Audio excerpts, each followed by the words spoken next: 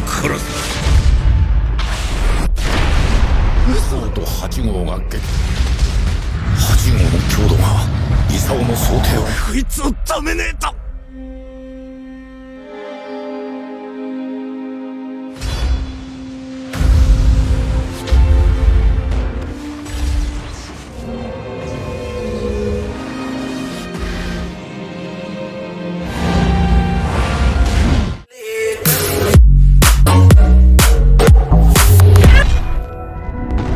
Hei, siapa nih dari kalian yang nungguin aku bahas kelanjutan series anime Kaiju Number 8 part yang ke-10?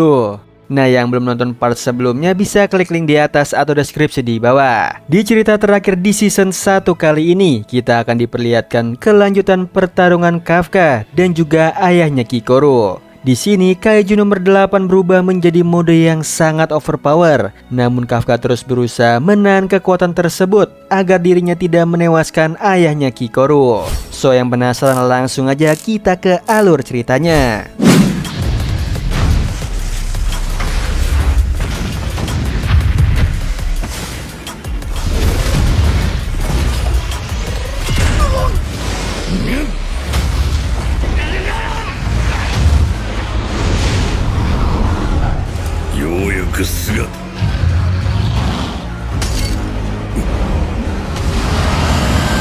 Di sisi lain, Ichikawa tengah berlatih dengan keras bersama Iharu. Bahkan Iharu terus berbicara soal Kafka pada Ichikawa.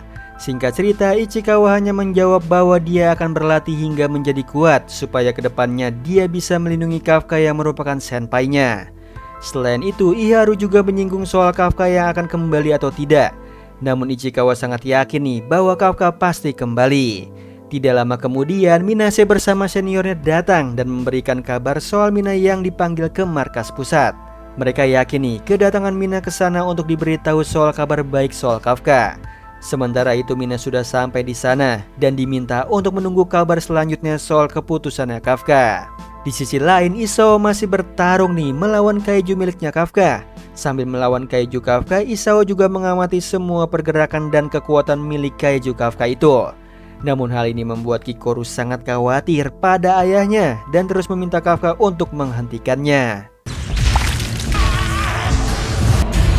Namun sialnya Kafka benar-benar mengalami kesulitan menghentikan kaiju miliknya. Alhasil pertarungan ini tidak dapat dihindarkan lagi nih. Bahkan mereka saling bertarung antar sesama kaiju bernomor.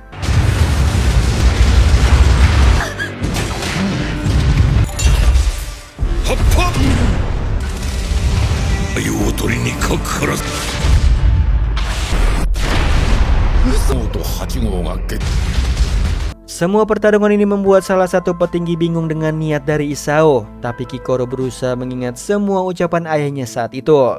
Dia percaya bahwa ayahnya tengah memberikan kesempatan pada Kafka. Di lain sisi, Aoi dan Haruichi masih saling mengobrol soal prinsip mereka. Bahkan Aoi juga terang-terangan nih bergabung karena ingin menyelamatkan orang. Lalu dia juga berprinsip bahwa jangan menilai orang dari luarnya, tapi dari tindakannya. Itulah mengapa Aoi sangat ingin menolong Kafka, karena Kafka adalah orang yang sangat baik dan juga peduli. Hal ini membuat Haruichi sadar bahwa ucapan Aoi benar. Berbeda dengan mereka, saat ini Kafka masih berjuang untuk dapat mengendalikan kaiju miliknya, sebab pertarungan ini semakin sengit. Bukan hanya sengit, pertarungan ini benar-benar mempertaruhkan nyawa Isao.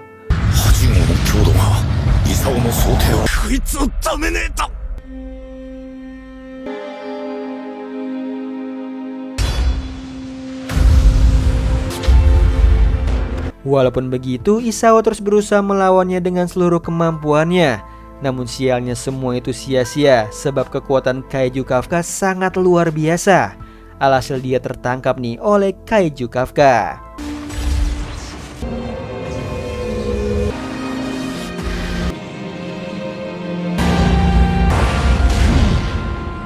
Di situ Kafka bisa melihatnya dan dia tidak ingin dirinya menyiksa dan membunuh Isao di depan Kikoru, sebab Isao adalah ayahnya.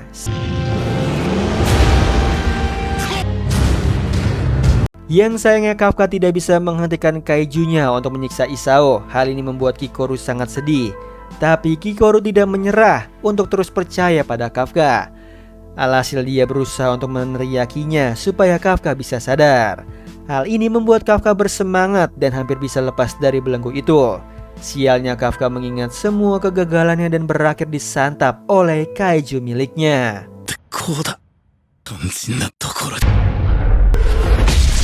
Kaiju Kafka sudah bersiap nih untuk melancarkan serangan mematikannya di hadapan Isao. Melihat kaiju Kafka lepas kendali, Isao hanya berharap lebih pada Kafka. Namun faktanya berkata sebaliknya. Sementara itu Kafka tengah berada di alam bawah sadarnya nih, tenggelam di dalam kegagalan dan kesendirian. Lalu tiba-tiba sosok Mina datang dan menggenggam tangannya. Seketika Kafka sadar tentang jawaban Mina yang selalu menunggunya. Mendengar kata-kata Mina, Kafka akhirnya kembali bisa mengendalikan kaiju miliknya nih. Beruntungnya semua itu tepat pada waktunya.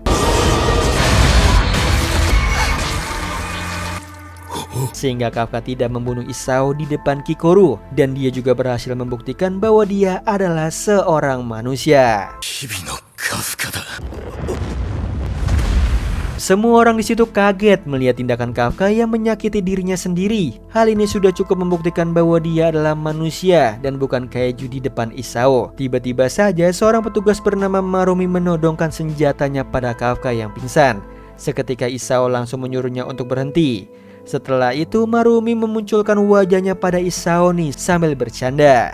Setelah itu Isao meminta regu medis untuk segera membawa Kafka ke ruangan medis. Lalu Narumi bertanya nih soal rencana Isao selanjutnya pada Kafka. Sehabis melakukan pertarungan itu, Isao mengadakan rapat di depan para petinggi dan Mina.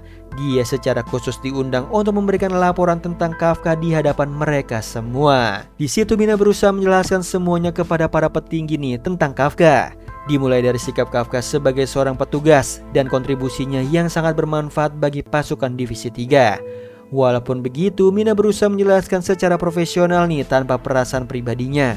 Para petinggi kecuali Isao menyanggahnya dengan kata-kata negatif pada Kafka. Namun di situ Mina juga tidak membela secara terang-terangan Kafka di depan mereka. Dia hanya berusaha untuk profesional bagaimanapun caranya supaya Kafka bisa terhindar dari hukuman eksekusi. Dia masih berusaha menjelaskan semua fakta tentang Kafka nih. Kembali lagi ungkapkan fakta, Mina dihujani oleh kata-kata negatif tentang Kafka. Namun Mina terus melanjutkan ucapannya secara profesional, sedikit bercampur emosional tentang sifat Kafka yang sangat menginspirasi dirinya sejak mereka masih kecil. Mengingat semua masa kecil mereka membuat Mina sedikit emosional soal Kafka. Dia juga sempat berpendapat soal prinsipnya dalam menilai seseorang, terutama Kafka, di hadapan para petinggi. Lagi-lagi Mina dihujani oleh kata-kata negatif nih hingga Isao turun tangan untuk berterima kasih kepada Mina atas laporannya. Lalu dia meminta Mina untuk kembali ke posnya. Saat ini rapat sudah memutuskan nasib Kafka selanjutnya nih, dan semua itu diputuskan langsung oleh Isao. Sementara itu Kafka masih dirawat secara intensif. Selama dia dirawat, dia sempat mengingat semua kejadian dari masa lalunya hingga pertarungan melawan Isao. Semua itu terhenti ketika Kafka sudah siuman. Di ruangan itu ada Isao yang menunggunya dan hal ini membuatnya kaget.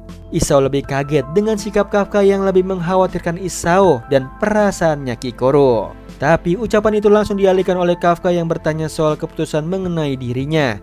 Di situ Isao menjelaskan kepada Kafka hasil rapat mereka. Isao mengatakan bahwa Kafka adalah seorang kaiju, tapi belum dipastikan apakah dia lawan atau kawan. Selain itu Isao juga bilang nih kalau banyak keputusan yang meminta Kafka dieksekusi. Tapi berkat keputusan Isao sebagai dirjen, akhirnya Kafka diberikan kesempatan menjadi senjata kaiju hidup pertama.